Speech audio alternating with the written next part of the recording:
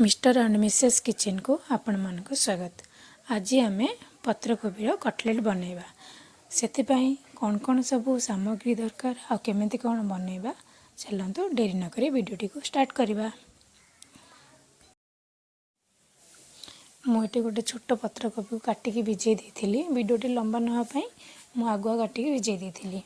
पत्रकोबी को सब छाणी नवा एबे से दुईटा कंचा लंका काटिकी देछे, गोटे मीडियम साइज पियाज, ग्रीन मटर। ये ग्रीन मटरटा बिलरे मिले, एबे सब चाष हुए ना से ग्रीन मटरटा गाँव में यहाँ मिले। तो आपण मैंने चाहिए मार्केट में मिलता ग्रीन मटर को भी नहीं पारे।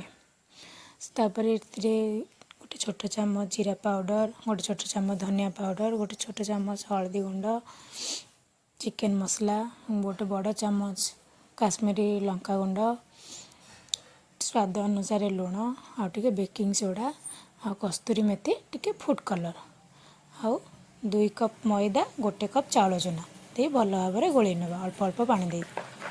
जदि दरकार है पानी देवे ना तो ना कहीं कोबी पानी बाहर। तो ये आम भल भाव में गोल देचे। आम 10 मिनिट रेस्ट नापी छाड़देवा। जब 10 मिनिट हो गला देखु एबे ये आमर पूरा परफेक्ट कटलेट बनवाई हो गला।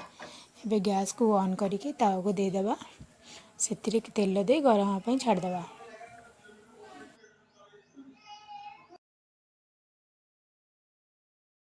तेल गरम हो गला एबे पैन रे सब बैटर को एमती चटका चटका कर बनैबा।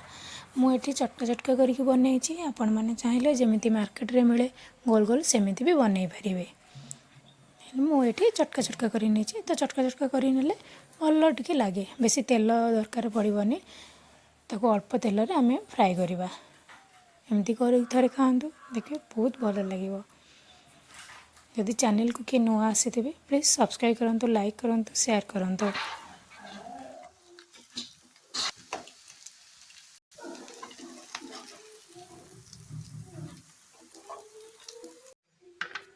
एबे देखो साउंड शुणी पारे केते क्रिस्पी होती।